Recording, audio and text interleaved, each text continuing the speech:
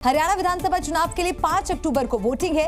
सभी दलों ने प्रचार में पूरी ताकत झोंक दी। बीजेपी ने अपनी डूबती नैया पार लगाने के लिए हरियाणा के रण में अपने स्टार प्रचारक उतारे, जिसके तहत उत्तर प्रदेश के मुख्यमंत्री योगी आदित्यनाथ ने हरियाणा के अलग अलग जगहों पर जनसभा को संबोधित किया। इस दौरान उन्होंने कांग्रेस और विपक्षी दलों पर जमकर निशाना साधा। इनका एजेंडा बांटने वाला है। याद करिए, ये वही कांग्रेस है जिसने कश्मीर में धारा 370 लगाई थी। साथ ही उन्होंने विरोधियों पर परिवारवाद का आरोप लगाया और कहा कि कांग्रेस और INLD ने देश के महापुरुषों का अपमान किया। जितने भी दल हैं, ये अपने परिवारवाद में इतने मस्त हैं। ये कभी बाबा साहब भीमराव अंबेडकर का अपमान करते हैं, कभी प्रभु राम का अपमान करते हैं, प्रभु श्री कृष्ण का अपमान करते हैं, भारत की सुरक्षा में सेंध लगाने का कार्य करते हैं। दरअसल चुनाव की घोषणा से कुछ महीने पहले बीजेपी ने हरियाणा में मुख्यमंत्री बदला और मनोहर लाल को हटाकर नायब सिंह सैनी को CM बनाया था और दुष्यंत चौटाला ने NDA से नाता तोड़ा था। जम्मू कश्मीर विधानसभा चुनाव का पहला चरण हो चुका है। दूसरे चरण के लिए सभी सियासी दल जोर लगा रहे हैं, लेकिन सबसे अहम है अनुच्छेद 370, जिसे बीजेपी और विरोधी पार्टियों ने मुद्दा बनाया। नेशनल कॉन्फ्रेंस ने 370 वापस लाने को अपने घोषणा पत्र में शामिल किया है और इसी मुद्दे पर जम्मू कश्मीर की जनता से वोट मांग रहे हैं। चुनाव प्रचार के दौरान फारूक अब्दुल्ला ने एक बार फिर कहा कि वो सुप्रीम कोर्ट में इस फैसले को दोबारा चुनौती देंगे। जिससे 370 को निकाला है, उसी सुप्रीम कोर्ट ने 2 जजमेंट्स दी हैं जो कहा यह परमानेंट है। इसी सुप्रीम कोर्ट ने नहीं किया। हम फिर से सुप्रीम कोर्ट जाएंगे और कानूनन इसको वापस लाएंगे। तो वहीं जम्मू कश्मीर के नौशेरा पहुंचे केंद्रीय गृह मंत्री अमित शाह ने पलटवार किया और कहा कि किसी भी कीमत पर 370 को वापस लाने नहीं दिया जाएगा। अरे अब्दुल्ला साहब, 3 पीढ़ियां चली गई और 3 ला दो। अब धारा 370 कोई वापिस नहीं ला सकता। अब्दुल्ला ने पाकिस्तान से बातचीत का मुद्दा भी उठाया, जिस पर अमित शाह ने कड़ा जवाब दिया। चीन से बात कर सकते हैं जो हमारे 2000 किलोमीटर जमीन पे काबिज है और आगे चल रहा है। उनसे बात कर सकते हैं 20 दफा। यहाँ क्यों नहीं बात कर सकते? जब तक आतंकवाद समाप्त नहीं होता है, पाकिस्तान से वार्ता करने के पक्ष में नहीं है। जम्मू कश्मीर में दूसरे चरण में प्रदेश की 26 विधानसभा सीटों पर 25 सितंबर को मतदान होना है, जिसे लेकर हर सियासी दल ने कैंपेन में पूरी ताकत झोंक रखी है। कई रैलियां हो रही हैं, तो कोई शिकारा पर सवार होकर सियासी माहौल भांप रहा है। प्रचार सिर्फ ग्राउंड पर नहीं हो रहा, बल्कि वर्ल्ड फेमस डल झील में भी चुनावी नाव तैर रही है। इस कड़ी में आज नेशनल कॉन्फ्रेंस के नेता उमर अब्दुल्ला ने प्रचार किया और कम वोटिंग को लेकर सरकार पर सवाल दागा। इतना हैवी नहीं था जितना हम उम्मीद कर रहे थे। अगर आप देखें तो कई सारे ऐसे इलाके हैं जहां 2014 के मुकाबले इस बार कम वोट पड़े। दरअसल नेशनल कॉन्फ्रेंस कैंडिडेट के समर्थन में डल झील में शिकारा रैली का आयोजन किया गया था। इस दौरान उमर अब्दुल्ला सैकड़ों समर्थकों के साथ झील में कैंपेन करते नजर आए। हालांकि बीजेपी भी घाटी में पूरा जोर लगा रही है। आपको बता दें कि जम्मू कश्मीर की 90 विधानसभा सीटों पर 3 चरणों में मतदान हो रहा है।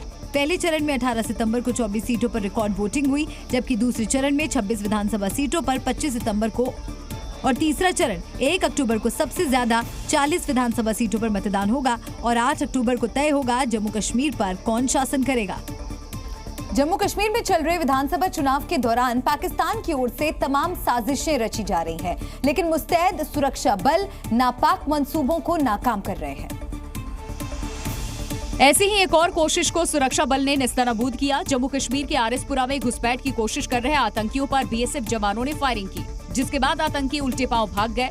सर्च ऑपरेशन के दौरान हथियारों से भरा बैग बरामद हुआ, जिसमें 2 पिस्तौल, 4 और 9 mm की मैगजीन, AK-47 राइफल बरामद हुई। तो ये बहुत ही अच्छा ऑपरेशन है, जिसमें एक इन्फिल्ट्रेशन बिड की गई है पाकिस्तान की तरफ से, जिसको कि अलर्ट ट्रुप्स ने मुस्तैदी से उसको नाकामयाब किया। आतंकियों की तलाश में पूरे इलाके को सुरक्षा बलों ने घेर लिया है और तलाश शुरू की।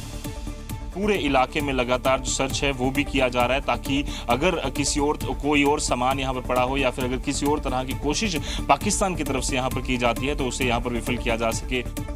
इधर जम्मू कश्मीर के किश्तवाड़ में भी सुरक्षा बलों ने आतंकियों को घेर लिया। ऐसी उम्मीद है कि करीब 3 आतंकी छिपे हो सकते हैं।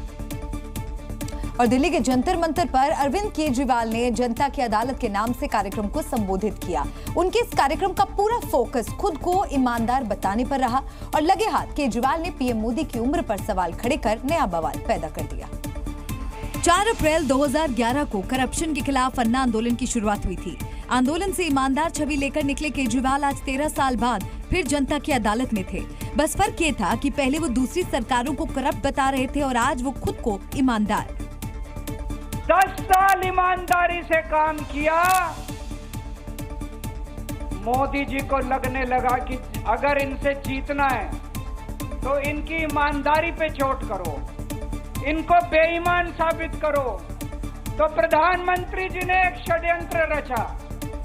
केजरीवाल का पूरा फोकस खुद को बेदाग बताने और मुख्यमंत्री पद का लालच न होने पर था, लेकिन उनके बयानों में करप्शन के आरोप में जेल भेजे जाने का दर्द भी झलक रहा था। षड्यंत्र रच के इन्होंने हमारे सारे बड़े बड़े नेताओं को एक एक करके जेल में डाल दिया। अब हम जेल से बाहर आ गए और जेल से बाहर आने के बाद मैंने इस्तीफा दे दिया। आपके मन में ये चल रहा होगा कि केजरीवाल ने इस्तीफा क्यों दिया। मैंने इस्तीफा इसलिए दिया क्योंकि मैं ये सब करने के लिए, गंद करने के लिए नहीं आया था। मैं भ्रष्टाचार करने के लिए नहीं आया था। संबोधन के दौरान अरविंद केजरीवाल ने 10 साल में किए गए अपने सभी बड़े काम गिनवाए। फ्री बिजली, पानी फ्री, महिलाओं के लिए बस फ्री की, अस्पताल, मोहल्ला क्लिनिक और शानदार स्कूल को केजरीवाल अपने काम में गिनवाते नजर आए। उधर केजरीवाल खुद के ईमानदार होने की दुहाई दे रहे थे, तो इधर बीजेपी करप्शन के आरोपों पर केजरीवाल के खिलाफ उसी दिल्ली में प्रदर्शन कर रही थी। तो क्या ये माना जाए कि दिल्ली के दंगल में लड़ाई ईमानदार वर्सेस बेईमान के मोड़ पर आ चुकी है? यानी दिल्ली की जनता एक ही जगह पर 2 राजनीतिक द्वंद्व देख रही थी। दिल्ली सरकार के खिलाफ भ्रष्टाचार को लेकर दिल्ली के कनॉट प्लेस में बीजेपी ने जमकर प्रदर्शन किया। अरविंद केजरीवाल जी की नौटंकी है, हमेशा वो नौटंकी करते रहते हैं। जनता की अदालत उससे बड़ी है अदालत।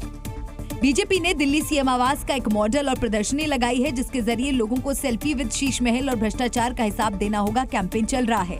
एक तरफ पूर्व सीएम अरविंद केजरीवाल जनता की अदालत लगा रहे हैं, तो वहीं दूसरी तरफ दिल्ली में मुख्य विपक्षी पार्टी बीजेपी धरना प्रदर्शन कर रही है। आप अगर देखें तो दिल्ली सीएम का जो आवास है उसका मॉडल भी लगाया गया है और सेल्फी विद शीश महल, ये इस मॉडल को नाम दिया है।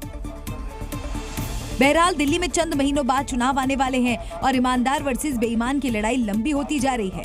एक मामला अदालत में है तो दूसरा खुद जनता की अदालत में चला गया। Zee News.